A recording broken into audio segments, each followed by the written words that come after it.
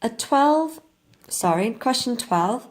A fair six-sided dice and a fair coin are thrown together once. Straight away, this question rings out sample space. The correct answer for each of the following statements.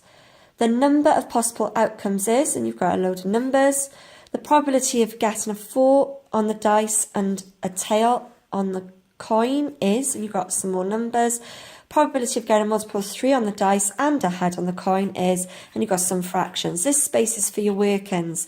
3 marks, 3 easy marks. Think to yourself, a fair six-sided dice has the numbers 1, 2, 3, 4, 5, 6. That's my dice. And a fair-sided coin has a head or a tail.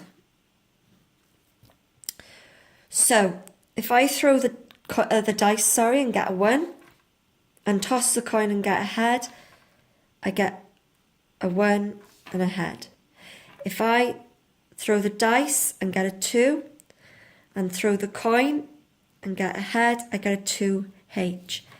In this bit here, I can get a 4 followed by a tails. So 4 tails. It doesn't matter which way you put them, you're just listing all your outcomes. In this table now that I will be filling in, I will list, this will be, all my outcomes. 3, 4, 5T, 6T. You can get a 3 and a heads, a 4 and a heads, a 5 and a head, and a 6 and a head. So these are my outcomes. Everything I've done in this box is my outcomes. So saying the number of possible outcomes is, we've got 1, 2, 3, 4, 5, 6, 7, 8, 9, 10, 11, 12. 12 outcomes. It says the probability of getting a 4 on the dice, well there's a 4, and a tail, so they don't want heads, they want a tail, there it is 1 over 12. So you circle that one.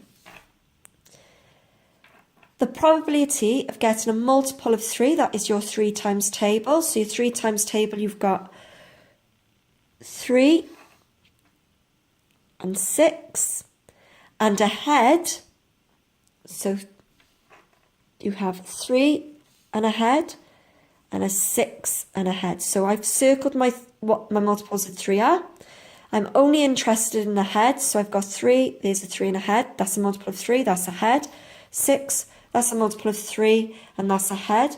So it is in fact 2 over 12.